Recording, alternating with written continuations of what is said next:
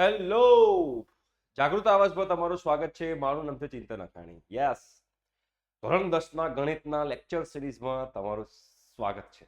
Yes, હા બેટા, આપણે આગળના લેક્ચર જોવાના બાકી હોય તો આપણે સરસ મજાનું પ્લેલિસ્ટ બનાવ્યું છે અને પ્લેલિસ્ટની લિંક હું નીચે ડિસ્ક્રિપ્શન બોક્સમાં મૂકી દઉં છું.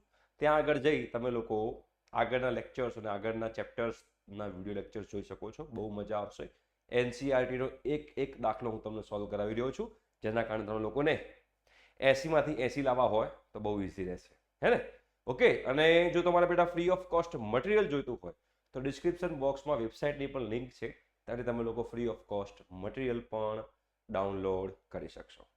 તો આજે આપણે નવું ચેપ્ટર વર્તુળ ચાલુ કરવા જઈ રહ્યા છીએ અને વર્તુળની અંદર પહેલો સ્વાધ્યાય જે છે એ આપણે સમજીશું અને એના એક એક દાખલા જે છે સ્વાધ્યાય 10.1ના એ આપણે જોવાનો પ્રયત્ન કરીશું. ઠીક છે, ચાલો વાંચો.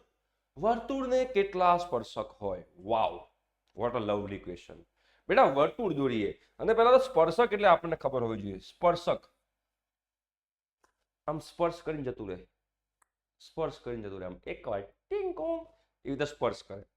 તો વર્તુળનો જે સ્પર્શક છે ને એ વર્તુળને ખાલી એક જ બિંદુમાં સ્પર્શે કહેવાય, એટલે છેદે ના કહેવાય, એક જ બિંદુમાં સ્પર્શે છે ને એવું કહેવાય. આમ તો જોવા જઈએ તો બરોબર, છેદે કહો તો વાંધો ના આવે. ધારો કે આ બિંદુ છે, તો આ બિંદુ છે, તો એ બિંદુને અડીને જતી રેખા હોય એને એનો સ્પર્શક કહેવાય. તો આ રેખા જે છે આ વર્તુળનો બેટા સ્પર્શક થયો કહેવાય. તો આ તો એક સ્પર્શક મેં દોર્યો. તો વર્તુળના જેટલા બિંદુઓ હોય દરેક બિંદુને સંલગ્ન એક સ્પર્શક હોય. ધારો કે અહીંયા આગળ એક બિંદુ હોય, ધારો કે એક અહીંયા બિંદુ છે, તો એ બિંદુ હોય તો એ બિંદુને સંલગ્ન એક સ્પર્શક હોય. મારો સ્પર્શક માનો શું? આ બિંદુને સ્પર્શ કરીને જતું હોય, એને અડીને ટચ કરીને જતું હોય. તો વર્તુળના દરેકે દરેક બિંદુ પર એક સ્પર્શક આપણે દોરી શકીએ. હવે અહીંયા આપણને પૂછ્યું છે કે વર્તુળને કેટલા સ્પર્શક હોય, તો એના માટે તમારે વર્તુળ પર જેટલા બિંદુ હોય એટલા સ્પર્શક હોય. હવે મને કહો વર્તુળ ઉપર કેટલા બિંદુ હોય? તમે કોઈ દિવસ ગણ્યા? ના. વર્તુળ ઉપર તમે બિંદુ અસંખ્ય હોય. તો બેટા, વર્તુળ પર બિંદુ અસંખ્ય હોય તો એના સ્પર્શક પણ કેટલા હોય? અસંખ્ય હોય. બરોબર, એના સ્પર્શક જે છે બેટા એ પણ તમારા થશે અસંખ્ય. બરાબર છે? ક્લિયર? ડન? સિમ્પલ હતું, પપલું હતું. આગળ જોઈએ આપણે. ખાલી જગ્યા પૂરો. સ્પર્શક વર્તુળને કેટલા બિંદુમાં છેદે? માય ગોડ, હમણાં જ મેં તમને સમજાવ્યું. સ્પર્શક જે છે એ બિંદુને એટલે વર્તુળને એક બિંદુમાં છેદે. આ રીતે પણ તમે લખી શકો, અથવા તો એક આવી રીતે પણ તમે લખી શકો. એક બિંદુમાં છેદે, હંમેશા એક બિંદુ, એક બિંદુ, એકથી વધારે બિંદુમાં છેદે નહીં. જો કોઈ રેખા વર્તુળને એક કરતા વધારે બિંદુમાં છેદે તો એને સ્પર્શક ના કહેવાય, એને જીવા કહેવાય. પછી બરોબર, વર્તુળને એના પછીની ખાલી જગ્યા એ જ છે કે વર્તુળને બે બિંદુમાં છેદતી રેખાને શું કહેવાય? તો ધારો કે આ વર્તુળ છે બેટા, ધ્યાનથી સમજજો. આ વર્તુળ છે. My God, what a lovely વર્તુળ આઈ હેવ ડ્રોન. જોરદાર વર્તુળ ડ્રો કર્યું. એમાંથી એક રેખા પસાર કરું છું અને આ જે રેખા જે છે એને બે બિંદુમાં છેદે છે. જુઓ, અને બેટા જો બે બિંદુમાં છેદતું હોય, એક આ બિંદુ ને એક આ બિંદુ, ધારો કે આપણે એને એ કહી દઈએ અને આને બી કહી દઈએ, તો આ જે રેખા જે છે એ રેખાને હવે સ્પર્શક ના કહેવાય, પણ આ રેખાને જીવા કહેવાય. શું કહેવાય? જીવા. આ સ્પર્શક હતું. સ્પર્શક કોઈ દિવસ વર્તુળની અંદરથી પસાર ના થાય. જીવા હંમેશા વર્તુળની અંદરથી પસાર થાય. સ્પર્શક હંમેશા વર્તુળની બહારથી જ જતું રહે, છેદીને જતું રહે, એક જ બિંદુમાં છેદીને એવું છેદીને જતું રહે. તો વર્તુળને બે બિંદુમાં છેદતી રેખા જે હોય એ વર્તુળને બે બિંદુમાં છેદતી રેખાને આપણે શું કહીશું? જીવા કહીશું. શું કહીશું બેટા? જીવા. રાઈટ? વર્તુળને વધુમાં વધુ ખાલી જગ્યા સમાંતર સ્પર્શક હોય. વધુમાં વધુ કેટલા સમાંતર સ્પર્શક હોય? તો વધુમાં વધુ એટલે ફોર એક્ઝામ્પલ, દાખલા તરીકે અહીંયા એક વર્તુળ દોરું છું બેટા, બરોબર? વર્તુળ સમજો. એઝ્યુમ કે ધીસ ઇઝ વર્તુળ. તો આ વર્તુળ દોરું છું, તો આ વર્તુળને ધારો કે એક સ્પર્શક હું અહીંયા ડ્રો કરું છું, આ એક સ્પર્શક હું અહીંયા ડ્રો કરું છું, તો એને બિલકુલ સમાંતર, એની બિલકુલ સામે બીજો એક સ્પર્શક હું એને સમાંતર દોરી શકું. એના સિવાય હું બીજો વધારે કોઈ પણ બીજી કોઈ રેખા એને સમાંતર ના દોરી શકાય. એક સ્પર્શક છે તો એની સામે, બિલકુલ એની સામે બીજી એક રેખા પણ હું એઝ અ સ્પર્શક દોરી શકું. બસ, હવે આને સમાંતર એક જ રેખા બની શકે. હવે આને સમાંતર બીજી કોઈ રેખા ના બની શકે જે એને સ્પર્શક હોય. સ્પર્શક જીવા બની શકે. ધારો કે આ જીવા છે, તમે સમજો, આ મેં દોર્યું તો આ રેખા પણ જે છે એ આ રેખાની સમાંતર છે, પરંતુ આ જીવા છે. સ્પર્શકની વાત કરીએ તો એની બિલકુલ સામે બીજું એક હોય, તો આ સ્પર્શક છે, આ સ્પર્શક છે, આ જીવા છે.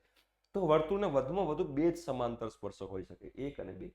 અહીંયા દોરું તો એક અને બે, અહીંયા દોરું તો એક અને બે, સામ સામેની જ રેખાઓ જે છે એ સ્પર્શક બની શકે. એટલે વર્તુળને વધુમાં વધુ કેટલા સમાંતર સ્પર્શક હોય બેટા? તો વર્તુળને વધુમાં વધુ બે સમાંતર સ્પર્શક હોય.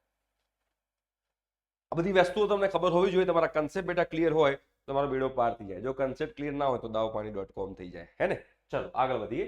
વર્તુળ અને સ્પર્શકના સામાન્ય બિંદુને શું કહેવાય? એટલે તમે જો અહીંયા આગળ મેં દોર્યું કે આ જે છે, ધારો કે આને પોઈન્ટ એ કહી દઉં અને પોઈન્ટ બી કહી દઉં, બરોબર, આને પણ બિંદુ પી કહી દઉં અને બિંદુ ક્યુ કહી દઉં, તો બિંદુ એ શું છે? બિંદુ એ સ્પર્શક અને વર્તુળનું સામાન્ય બિંદુ છે. બિંદુ બી શું છે? બિંદુ બી જે છે એ પણ વર્તુળ અને સ્પર્શકનું સામાન્ય બિંદુ છે. તો એ જે સામાન્ય બિંદુ જે છે બેટા, એ સામાન્ય બિંદુને આપણે હંમેશા સ્પર્શ બિંદુ કહીએ. શું કહીએ? એને હંમેશા સ્પર્શ કરીને જાય છે ને, તો સ્પર્શ બિંદુ. સ્પર્શ બિંદુ. હે, બિંદુનો સ્પેલિંગમાં જોડણીમાં ભૂલ છે, માફ કરજો ભાઈ, જિંદગીમાં ભૂલો થાય. સ્પર્શ બિંદુ, બિંદુની જો સાચી જોડણી આ છે, પણ આવું લાઈફમાં ચાલ્યા કરે. હે, તો આ થઈ ગયું તમારું સ્પર્શ બિંદુ. તો જો અહીંયા ચારે ચાર ખાલી જગ્યાઓ મેં તમને કરીને બતાવી અને વર્તુળને કેટલા સ્પર્શક હોય પણ મેં તમને કહી દીધું, તો તમારો બેડો પાર થઈ જાય. હવે તમારે કોઈ જ પ્રકારનું ટેન્શન લેવાની જરૂર નથી. તો એના પછીનો દાખલો જે છે આપણે જોઈએ અને સોલ્વ કરવાનો પ્રયત્ન કરીએ. બરોબર, ચલો. 5 સેમી ત્રિજ્યા વાળા વર્તુળના કોઈ બિંદુ પી આગળ દોરેલ એક સ્પર્શક. ચલો 5 સેમી ત્રિજ્યા છે, તો પેલા એક વર્તુળ દોરી દઉં. તો આમ એક વર્તુળ દોરી દીધું. આ જે વર્તુળ જે છે એ વર્તુળને અહીંયા આગળ હું કેન્દ્ર કહી દઉં, આ કેન્દ્ર કહી દઉં, બરોબર છે? એ વર્તુળના કોઈ બિંદુ પી છે. ચલો, તો ધારો કોઈ બિંદુ વર્તુળ પરનો પી છે, આ બિંદુ પી કહી દઉં, આ બિંદુ પી કહી દીધો. તો 5 સેમી ત્રિજ્યા છે, 5 સેમી ત્રિજ્યા વાળા વર્તુળને કોઈ બિંદુ પી આગળ દોરેલ એક સ્પર્શક PQ છે. કોઈ એક સ્પર્શક છે PQ. ચલો આ સ્પર્શક દોરી કાઢું છું, ભૂલ ના થાય. આ સ્પર્શક છે, એ સ્પર્શક અહીંયા આગળ દોરી કાઢું છું PQ. તો સ્પર્શક થઈ ગયો. જો, અને આ સ્પર્શક જે છે એને બેટા અહીંયા કહી દઉં છું Q બિંદુ. તો સ્પર્શક PQ થઈ ગયું. એ કેન્દ્ર O માંથી પસાર થતી રેખાને Q બિંદુમાં છેદે છે. બરોબર, એટલે PQ છે અને કેન્દ્ર O છે, તો આ અહીંથી Q માં છેદે છે એવું કીધું છે. જો, એક દોરેલ એક સ્પર્શક PQ કેન્દ્ર O માંથી પસાર થતી રેખાને Q બિંદુમાં છેદે છે. મતલબ આમાંથી જે પસાર થતી રેખા છે એ પણ સ્પર્શકને Q બિંદુમાં જ છેદે છે. એને પણ સ્પર્શક Q બિંદુમાં જ છેદે છે. તો OQ બરાબર 12 હોય, OQ બરાબર 12 હોય તો PQ ની લંબાઈ શોધો. PQ ની લંબાઈ શોધો. હવે તમને એક વસ્તુ ખબર હોવી જોઈએ, ધ્યાનથી સમજજો. આ બિંદુ, આ સ્પર્શક છે, આ સ્પર્શક છે અને આ કેન્દ્ર છે. તો કેન્દ્રમાંથી જ્યારે સ્પર્શક ઉપર કોઈ રેખા દોરું ને, સ્પર્શ બિંદુ ઉપર, કેન્દ્ર અને સ્પર્શ બિંદુને જોડતો જે રેખાખંડ હોય ને, સમજો, કેન્દ્ર અને સ્પર્શ બિંદુ કહું છું, તો કેન્દ્ર અને સ્પર્શ બિંદુને જોડતો રેખાખંડ હંમેશા સ્પર્શકને લંબ જ હોય. તો ધારો કે અહીંથી આ હું આ રેખા દોરું, આ રેખાખંડ દોરું, તો આ રેખાખંડ હંમેશા આને લંબ જ હોય. દાખલા તરીકે આ વર્તુળ છે, આ સ્પર્શક છે અને આ સ્પર્શ બિંદુ છે અને આ સ્પર્શક છે અને અહીંયા આ કેન્દ્ર છે. તો એ કેન્દ્ર પરથી અને આ સ્પર્શ બિંદુ છે, તો કેન્દ્ર પરથી સ્પર્શ બિંદુને જોડતો રેખાખંડ જે છે એ હંમેશા સ્પર્શકને લંબ જ હોય. કોઈ પણ જગ્યાએ, એક જ જગ્યાએ નહીં, કોઈ પણ જગ્યાએ. ધારો કે આ વર્તુળ છે અને આ તમારું સ્પર્શક છે અને આ તમારો સ્પર્શ બિંદુ છે અને આ તમારો કેન્દ્ર છે, તો કેન્દ્રથી સ્પર્શ બિંદુનો રેખાખંડ હંમેશા સ્પર્શકને લંબ જ હોય. હંમેશા બેટા સ્પર્શકને લંબ હોય. તો અહીંયા આગળ કેન્દ્ર O છે, કેન્દ્ર O થી મેં P દોર્યું, તો OP હંમેશા લંબ હોય. તો તમે હવે ધ્યાનથી જુઓ, તમારી અંદરની તમે લોકો શકુંતલા દેવી જગાડો, તમને લોકોને આઈડિયા આવે બેટા કે આ જે ત્રિકોણ જે છે એ મારા ભોપાઓ, કે આ જે ત્રિકોણ જે છે એ તમારો કાટકોણ ત્રિકોણ થશે. એમાં OQ તમને બેટા 12 આપેલું છે, આ લંબાઈ જે છે એ તમને 12 આપેલી છે. બરોબર, OP તો બેટા ત્રિજ્યા થાય ને. કેમ OP ત્રિજ્યા થાય? આ કેન્દ્ર છે ને સ્પર્શ બિંદુ છે. સ્પર્શ બિંદુ હંમેશા વર્તુળ ઉપર જ હોય. તો O થી P, કેન્દ્રથી વર્તુળ પરના બિંદુનું જે અંતર જે છે હંમેશા ત્રિજ્યા જ હોય. તો O થી P એ આપણે ત્રિજ્યા 5 સેન્ટીમીટર આપેલી છે, તો બેટા હું 5 સેન્ટીમીટર મૂકી દઉં. તો હવે તમારે શોધવાનું કીધું છે PQ. તો બેટા તમારે અહીંયા આગળ PQ શોધવાનું કીધું છે. તો આપણે બેટા પાયથાગોરસનો નિયમ લગાવીએ તો આપણો બેડો પાર થઈ જાય અને આપણી કુંડળીને 4 ચાંદ લાગી જાય. તો એ આપણે જોઈએ તો અહીંયા આગળ થશે ટ્રાયેંગલ OPQ લઈ લઈએ, ત્રિકોણ OPQ લઈ લઈએ. તો ત્રિકોણ OPQ માં તમે સમજો અહીંયા આગળ OPQ ની અંદર, તો OQ નો સ્ક્વેર ઇઝ ઇક્વલ ટુ, અહીંયા લખી શકીએ OQ નો સ્ક્વેર ઇઝ ઇક્વલ ટુ, અહીંયા લખાય OP નો સ્ક્વેર પ્લસ PQ નો સ્ક્વેર. બરોબર છે.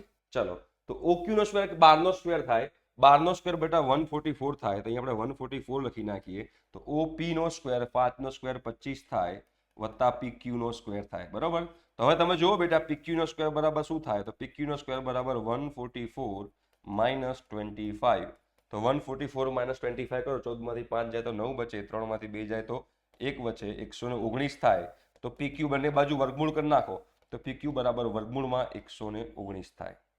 PQ બરાબર વર્ગમૂળમાં 119 થાય. તો આપણો ત્રીજા નંબરનો દાખલો જે છે, સરસ મજાનો દાખલો આપણે પૂરો કરી દીધો. આપણને આકૃતિ દોરતા આવડતી હોય તો આપણો બેડો પાર થઈ જાય બેટા. છે સિમ્પલ જ, કશું અઘરું નથી, એકદમ પપલું, મજા પડી જાય એવું. તો હવે આની આગળ પછીનો દાખલો જે છે એ પછીનો દાખલો આપણે સમજવાનો પ્રયત્ન કરીએ અને જોઈએ કે શું કહેવા માંગે છે. એક વર્તુળને આપેલ રેખાના સમાંતર હોય તેવી બે રેખા દોરો, જે પૈકી એક વર્તુળનો સ્પર્શક હોય અને બીજી વર્તુળની છેદિકા હોય. એટલે કે એક વર્તુળ દોરો, તો પહેલા આપણે વર્તુળ દોરી દીધું, આ તો સિમ્પલ દાખલો છે. એક વર્તુળ દોરો અને આ વર્તુળમાં બે રેખા સમાંતર દોરવાની છે, અને જે બે રેખા તમે સમાંતર દોરી રહ્યા છો, એક વર્તુળની છેદિકા હોવી જોઈએ અને એક વર્તુળનો સ્પર્શક હોવો જોઈએ.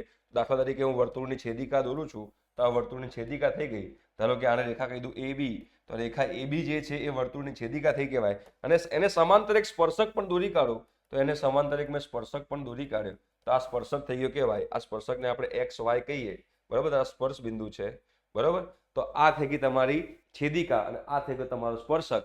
એ વર્તુળ પણ દોર્યું, છેદિકા પણ દોરી, સ્પર્શક પણ દોર્યું, અને છેદિકા અને સ્પર્શક એકબીજાને સમાંતર છે એવું મેં અહીંયા આગળ બતાવ્યું. તો આ દાખલો આપણો પતી ગયો. બહુ સિમ્પલ હતું, બરોબર, એકદમ પપલું. મારા 6 મહિનાની ટેણીયાને આવડી જાય, તમને તો આવડવું જોઈએ. ઓકે, તો અહીંયા આગળ આપણો અહીંયા સ્વાધ્યાય જે છે, સ્વાધ્યાય 10.1 પૂર્ણ જાહેર કરીએ છીએ. આજના લેક્ચરમાં આટલું રાખીએ છીએ. નેક્સ્ટ લેક્ચરની અંદર આપણે સ્વાધ્યાય 10.2 લઈશું અને એના પણ દાખલા ગણીશું. બટ એના માટે તમારે બેટા આવવું પડશે નેક્સ્ટ લેક્ચરમાં. ઠીક છે? Thank you so much. By.